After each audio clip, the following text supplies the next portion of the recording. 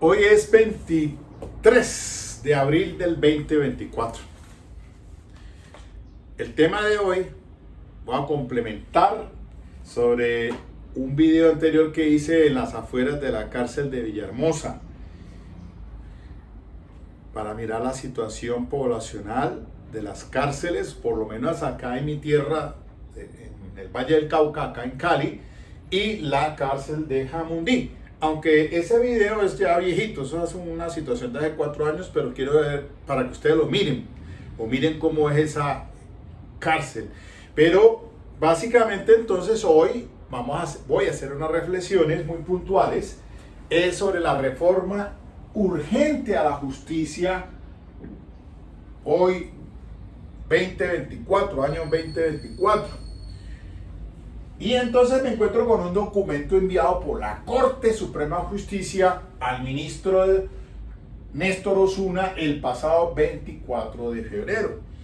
4 puntos sustanciales que los voy a analizar aquí, teniendo en cuenta mi experiencia durante el tránsito que tuve en Ley 906 de 2004, iniciándose ese sistema, también en infancia y adolescencia.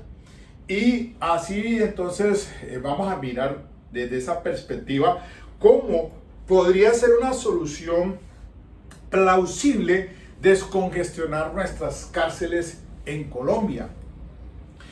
Debido pues que les decía yo por ahí, cuando comencé este canal, hice un documental acá en la cárcel de Villahermosa, antes se llamaba cárcel de Villanueva. Y entonces, como salí en 1984, terminé mis estudios en la Universidad Santiago de Cali y me tocó hacer pues el laboratorio por aquel entonces estaba la ley de descongestión carcelaria, que era la ley segunda de 1984. Por esa razón, hace 40 años que estamos ante estas problemáticas de hacinamientos carcelarios, que hoy es el problema pues latente. Y entonces la cárcel de Villanueva, después Villahermosa, y cómo entonces se creó esta cárcel, varias cárceles en el país. Esta es una de las cárceles más grandes de Latinoamérica, la COJAM, una cárcel de máxima, mediana y mínima seguridad que queda en Bocas de Palo, Jamundí. Ese penal fue precisamente inaugurado por el gobierno de Álvaro Uribe Vélez, terminando su periodo el 30 de julio del 2010, entre otras cárceles que en ese momento se crearon. Como les he dicho, pues acá yo hice un documental por allá, yéndome hasta la isla Gorgona, para hacer el seguimiento pues, de lo que fue la prisión Gorgona, desde 1960 1985, cuando Belisario Betancur, presidente de ese entonces, la cerró. Y entonces hoy es una reserva natural. Por ahí les estaba haciendo el seguimiento a ese asesino serial, Daniel Camargo Barbosa, que pues terminó por allá, se logró fugar antes de que la cerraran, en 1985, algo así, y cogió hacia Ecuador. Por allá lo capturaron, continuando ese asesinato contra niñas, y fue a dar detenido en la cárcel García Moreno. Les dije que esa cárcel hoy en día en Quito, Ecuador, es una cárcel construcción panóptica. Les dije en el anterior video, hablando de criminología crítica, que en la críticas a las cárceles que no cumplen con el fin de resocialización o readaptación. Pero entonces ese tipo de modelos de cárcel panópticas, hoy en día es un museo allá en Quito, Ecuador. Allá estuvo ese fulano Daniel Camargo, ya muerto, asesinado por otro preso, y también Alfonso López Lopera, el monstruo de los Andes, otro colombiano, famoso así tristemente como lo fuera este Garavito, que salió muerto recientemente de la Tramacúa en Valledupar por un cáncer a la edad de 66 años. Un documental que también le hice allí con fines de criminología, pues el perfil de los asesinos seriales. Y entonces hoy en día me preocupa pues bastante que 40 años después estemos hablando de lo mismo. El ministro Osuna pues ya van a presentar al Congreso, no sé si ya está, pues ya básicamente hay un proyecto muy importante. Él dijo en un noticiero que vi por ahí recientemente, el ministro Osuna, que la pena máxima que fuera para cualquier delito hasta 40 años. Hoy en día es 50 años, un delito grave, pero que va hasta 60 si es por concurso. Que eso es lo que les dije yo, más o menos está calculándose la pena para Johnny Rodolfo Leal. Pero entonces, que quedara la pena no es de 50 bajarla a 40 años. Y que si es hasta 50 sería por concurso. Una vaina, pues me parece bien. De todas maneras, eso viene siendo para una persona una cadena perpetua prácticamente, por dadas las condiciones, según la edad que entre a un centro penitenciario. Pero eso, dentro de las reformas que alcancé a escuchar también, hay otra que es la de prisión domiciliaria para las personas mayores de 60 años. Eso me parece fundamental. Yo personalmente lo digo, mi tío materno, lamentablemente por una situación acá que se incurrió en un delito de tráfico de moneda falsa, muy usual acá en Cali, de personas que trabajan con el área de la tipografía, pues ahí lamentablemente mi tío se ahorcó en el patio, acá en Cali es el patio 8 para las personas adultos mayores. A pesar de que hice todos los esfuerzos ingentes para que le dieran prisión domiciliaria o el brazalete, pero el juzgado de ejecución de penas no se la concedió y lamentablemente fue en 4 tablas. Y eso porque hay una demanda que se tramita por la deficiencia en ese entonces del sistema de la EPS, por lo irregular el tratamiento que se dio, la poca atención para manejo de presión que lo llevó a esa situación lamentable. Pero entonces, miren ustedes que sí, efectivamente se transgrede mucho la violación a derechos humanos, dado la situación de hacinamiento que están estas personas en las cárceles del país. Pues ven, miremos esto aquí, aquí fue una situación que se presentó allí, pero quiero es que ustedes vean esa cárcel. Permítanme ahí unos breves minuticos, ese documental que Caracol presentó en una ocasión hace 3 o 4 años, estaban como en la situación de pandemia por el COVID. También se registraron alteraciones. Como sucedió en otras cárceles del país, todo comenzó con una protesta para exigir medidas contra el COVID-19, pero en varios penales fue intentos de fuga. Vamos a ir con Jefferson Bolívar. ¿Cuál es la situación hasta ahora, Jefferson? Juanita, pues anoche sobre las 8 de la noche y por espacio de 2 horas se registró un intento de amotinamiento y de fuga de varios presos de la cárcel de máxima seguridad de Jamundí. Lo que sucedió es que todo comenzó con un cacerolazo en el pabellón de mujeres y se convirtió en alteraciones en el orden público. Quemaron colchones y a esta hora la calma rige en este momento en el centro penitenciario y se espera que las próximas horas refuercen la seguridad. El caos se ha apoderado de la cárcel de máxima seguridad de Jamundí.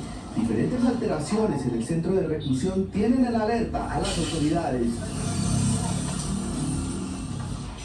Guardias del IMPEC se observan corriendo de un lado a otro, intentando controlar la situación que empezó con un cacerolazo por parte de los internos de la cárcel y con el paso de las horas se convirtió en un motín e intento de fuga. Desde anoche nos dimos cuenta de que trataba de haber fuga, ¿no? Pero entonces vinimos ahorita porque no teníamos transporte para venir acá. Y acá nos encontramos y le preguntamos al guardia y él me dice que todo está bien, que todo controlado. Familiares de los presos que no los han logrado ver desde que se prohibieron las visitas por cuenta del coronavirus aseguran que están preocupados por la falta de información frente a lo que está pasando dentro de la cárcel. Pero pues si quisiéramos que nos dieran una información o cómo hablar con mi hermano o algo para poder saber si es realidad lo que ellos están diciendo, ¿no? A esta hora continúan los operativos para controlar los desmanes al interior del centro penitenciario. Mire, miembros de la Policía Militar, el Batallón del Ejército y miembros de la Alcaldía han dicho que la seguridad se va a mantener en ese centro penitenciario y a los alrededores de esta cárcel. Es la información desde Jamundí, de Jefferson Bolívar, Noticias Caracol. Bueno, muy bien. Ahí está entonces esa situación que para que ustedes pues miren lo que es la cárcel de Jamundí, o conocida como Cojam. Pero ven, yendo al punto crucial, las reformas a la justicia. El primer punto que dice la Corte Suprema de Justicia es la eliminación de reformas posteriores a la Ley 906 de 2004 que han impedido aplicar la justicia premial. Eso sí que es crucial. Miren, a raíz de que con la Ley 890 de 2004 incrementó la pena en la generalidad de los delitos, tuvo como norte precisamente esa decisión legislativa con claro contenido teleológico de hacer efectiva en todos los casos la justicia premial. Y eso no pasó, porque resulta de que dentro de mi experiencia con la Defensoría Pública, cuando estuve adscrito al programa de 906 primero, porque yo estuve al inicio del sistema de la 906, pues ingresé a la Defensoría Pública y estuve para categoría de circuito. Ya duré un año más o menos allí y me retiré, pero volví unos años después, otra vez por concurso, y resulta de que me nombraron fue en infancia y adolescencia. 5 años estuve en ese programa, supremamente importante también, con mucho enriquecedor, porque allí también hay otra problemática enorme. Resulta de que tanto la cárcel de Villahermosa, al lado está la cárcel del Buen Pastor, que fuera la cárcel de mujeres. Pues precisamente al crearse esa cárcel de Cojam para el 2010, que se abrió, pues allá se trasladaron una población alta de las femeninas, y ahora en estos momentos en esa cárcel de máxima, mediana y mínima seguridad funge para tanto género masculino como el femenino. Y lo que fuera el Buen Pastor, pues ahora funge como un centro de rehabilitación para menores, al igual que la cárcel que queda, el centro de rehabilitación para menores Valle de Lili. Son 2 al sur de Cali. Y la cárcel de Cojam pues se creó, pues en los 2010 se abrió, la inauguró Álvaro Uribe, y allá efectivamente para un personal más o menos de 4.267 presos. La cárcel de Villahermosa era para 2.000 y pico, pero resulta de que eso se colapsó. El triple estaba cuando en 1984 hice el laboratorio como adjudicante para obtener mi tesis, pues y toda la cosa. Estuve en la cárcel de Villahermosa para el programa de descongestión carcelaria, la ley segunda de 1984, hace 40 años. Problema, no se había creado la cárcel de Cojam, esa cárcel de una de las mejores de Latinoamérica, está allí en Jamundí. Pues obviamente que allí ahora también está con problemas de hacinamiento. Entonces, el tema es que esta justicia premial también debe operar, por ejemplo, para los casos de delitos sexuales. Es que no sé por qué razón, lastimosamente, cuando se trata de un caso de delito sexual, pues no hay aceptación de cargos. Puede haberla. Si la acepta los cargos, de igual no va a tener nada de beneficio de ninguna naturaleza, o preacuerdo, o llegarse a un preacuerdo, que era lo ideal. Pero como no hay rebaja de ninguna naturaleza, pues todo se va a juicio. Y ahí entonces viene el gran problema. Dice la Corte Suprema de Justicia algo muy importante, que es que en los delitos sexuales la terminación anticipada redunda en beneficio de las víctimas. Claro, ¿por qué razón?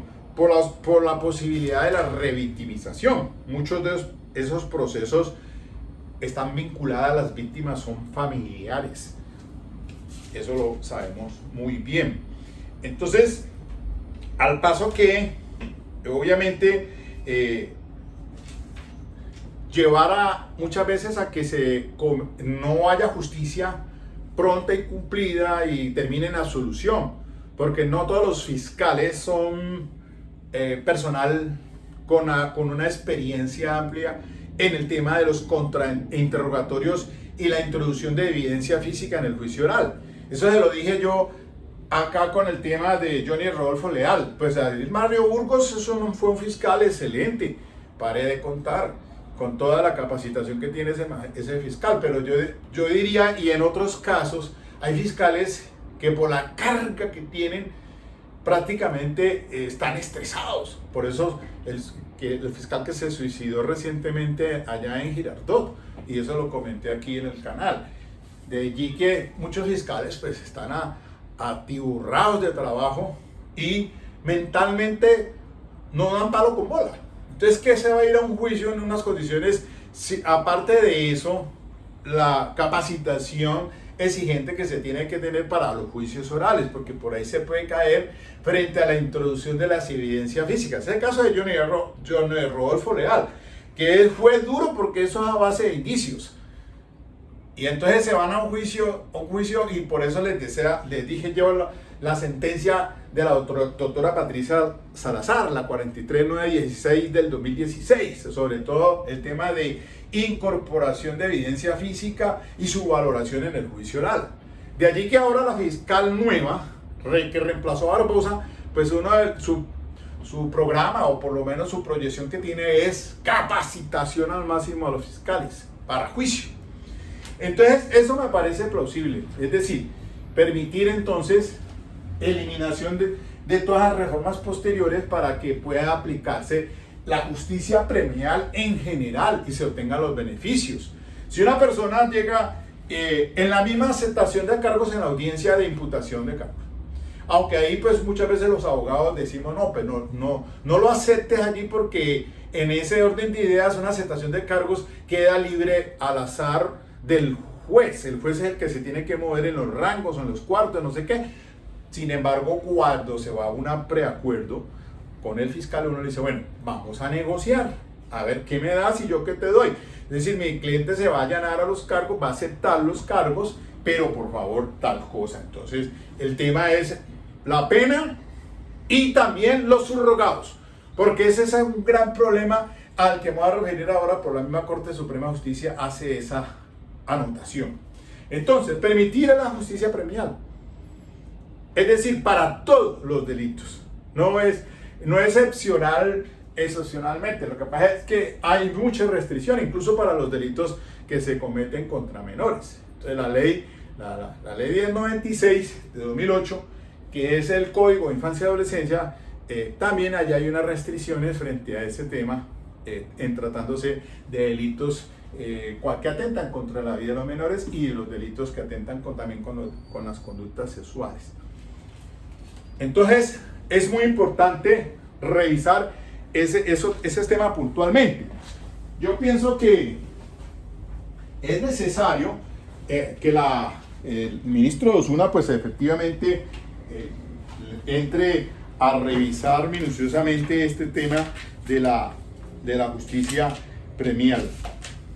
Bien, miren esto. Entonces, lo segundo, impulsar más la aplicación del principio de oportunidad por la Fiscalía, un mecanismo prácticamente inoperante, a pesar de que es muy importante su aplicación, pero está siendo inutilizado. Es poca utilidad ante el estigma del cuestionamiento que se le hace a los fiscales.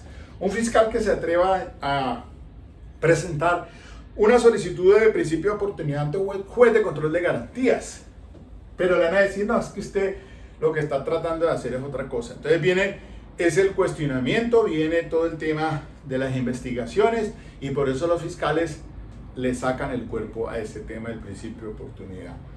Entonces, eso también tiene que ser revisado.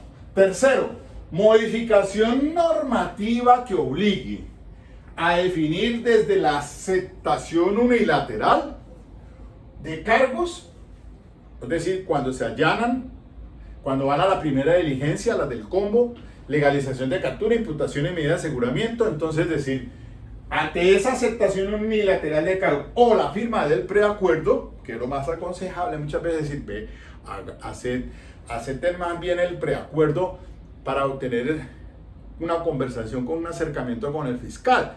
Pero el fiscal, bueno, ¿cuánto se va a reducir de pena? Y la concepción de uno de los subrogados penales. Esa es la talanquera que le han puesto. Cuando uno llega ante el fiscal, le dice, hombre fiscal, pero mira, ¿por qué no le da darle la condena de ejecución condicional? Y le dice a uno el fiscal, no hermano, eso no lo hago yo.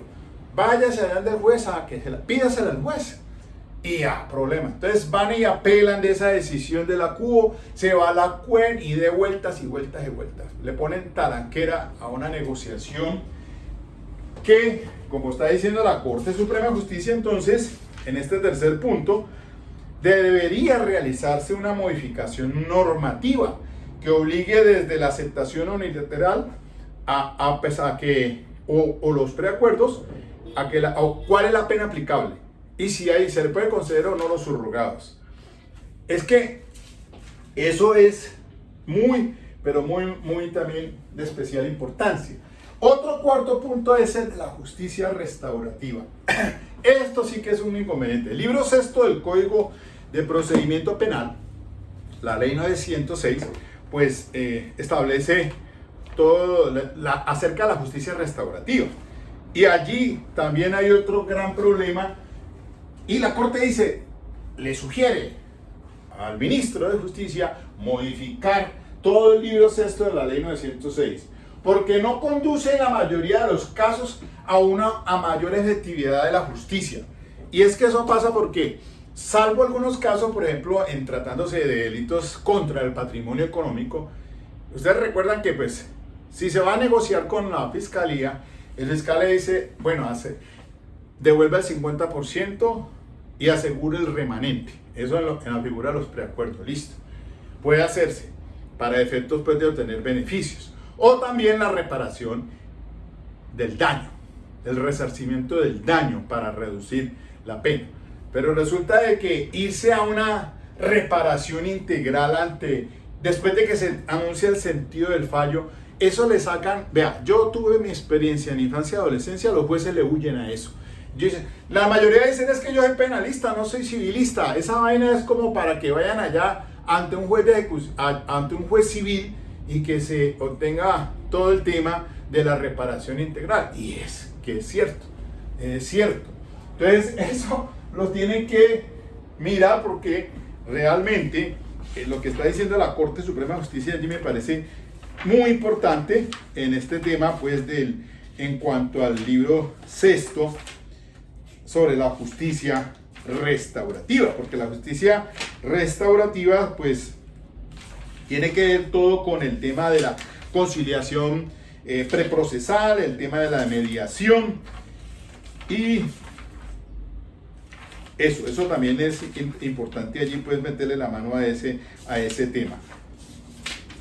Diría que para complementar acá, como está la justicia abreviada, por ejemplo, para mí, que la audiencia de acusación no debería existir en la ley 906. O sea, lo que sí debe existir es como en el procedimiento abreviado, un escrito que se le corre traslado desde cuando se legaliza y se le imputa a la persona y se le pone medida de aseguramiento, se le corre traslado del escrito de acusación. Ese sería el indictment, vea, este es el escrito de acusación ya de una vez contra usted. Para que se vaya a una audiencia no de acusación, sino preparatoria, y así mismo se va cortando el camino. Porque difícil es aquí que, claro, que un juez que conoce los jueces que conocen ante la legalización de captura e imputación y medida de aseguramiento son los jueces de garantías. Ya después entonces la acusación iría ante un juez del circuito que es diferente, lo mismo que la preparatoria y el juicio oral. Pero resulta pues que allí entonces es lo que decimos en la contaminación muchas veces respecto de el tema de la audiencia preparatoria. Un juez a diferencia como está en los Estados Unidos, que un juez es el que levanta la audiencia preparatoria y otro es el juez el que va ante el juicio oral, para que no exista como con la contaminación. Pero bueno, eso no imposible aquí, pues decirle que un juez para cada audiencia, eso es completamente imposible. Ya en realidad hay una gran escasez de funcionarios, y ahora que viene el concurso, que estaban diciendo que no va a hacer que se lo hackeen como en el 2019 y el problema, bueno, ojalá que no suceda esto para el nombramiento de jueces y magistrados.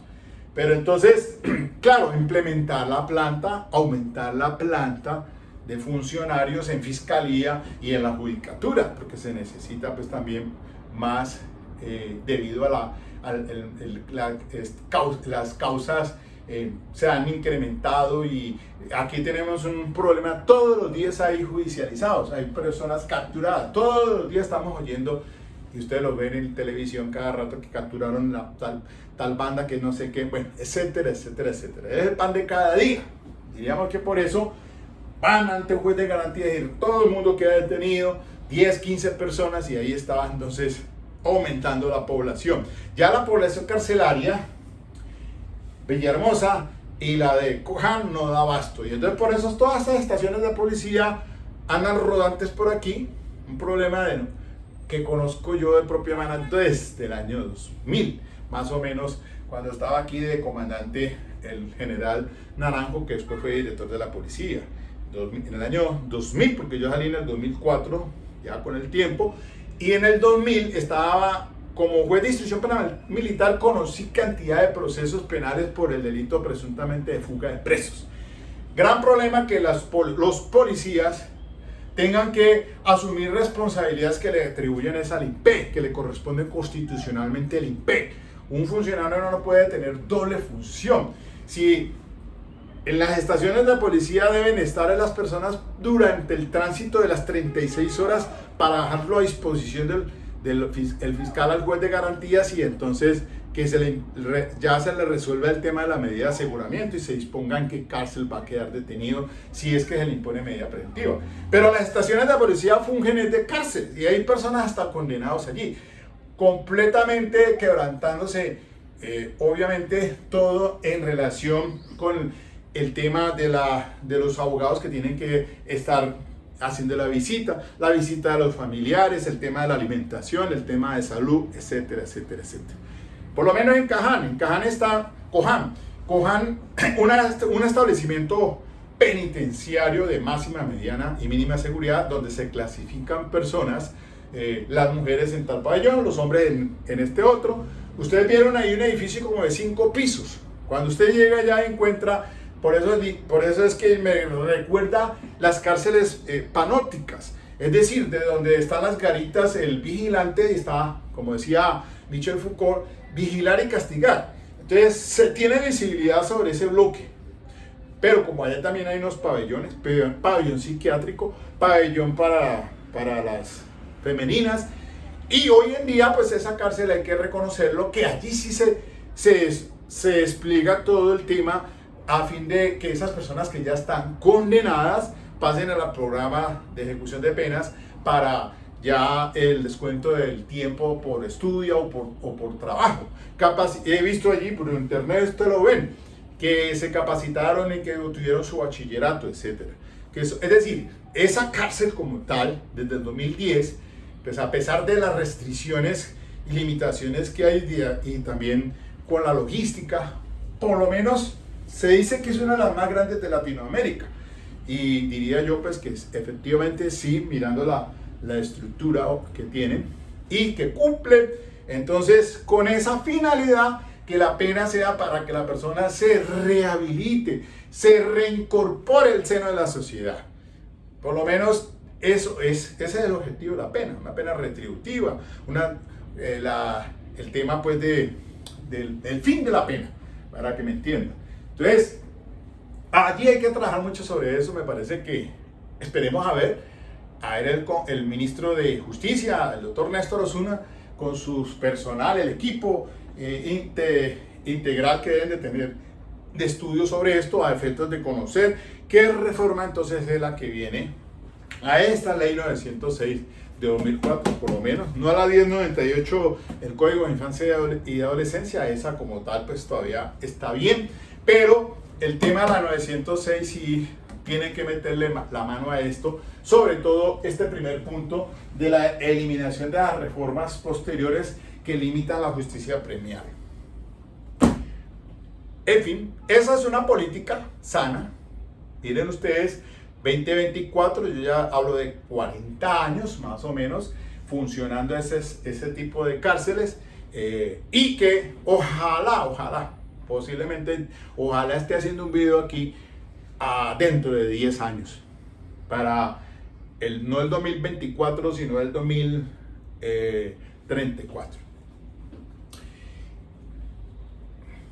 A ver, ¿cómo están estas cárceles? Si ya, pues con este ministro ahora de justicia del gobierno de Gustavo Petro, le dan el cambio a esas cárceles, que es lo que pues se debe por lo menos mirar ya entonces a un futuro próximo, 10 años, otros 20 años, 2024, 2044. Ojalá eso a un futuro en el 2044 ya sea un museo. Las cárceles fueron un museo. Que dijéramos, no hay presos. Que por política criminal y por todo esto de cuestiones sociales se reduzca el índice de la criminalidad. Puede ser, es posible que nos pongamos a la par de países europeos donde las cárceles son unas cárceles de lujo, unas cárceles donde las personas ya no están ahí al interior de ellas, sino extramuros, o unas políticas de pronto de invitación en criminología a todos los que les gusta el tema penitenciario, porque yo pues por lo menos soy egresado del Instituto de Criminología, Ciencias Penales y Penitenciarias, 4 años, 1993, de mi Universidad Santiago de Cali. Y la invitación desde acá, decirles a ustedes jóvenes que son la nueva generación, los que están saliendo de las universidades, háganle, sigan estudiando, síganse capacitando en todos estos temas tan interesantes del derecho penal en general, de la criminología, de la investigación criminal. Siempre les voy a estar insistiendo en las lecturas. Hay 5 libros, hombre, para cerrar pues, para cerrar, que sí, ahí los tengo a la mano y que siempre los recomiendo.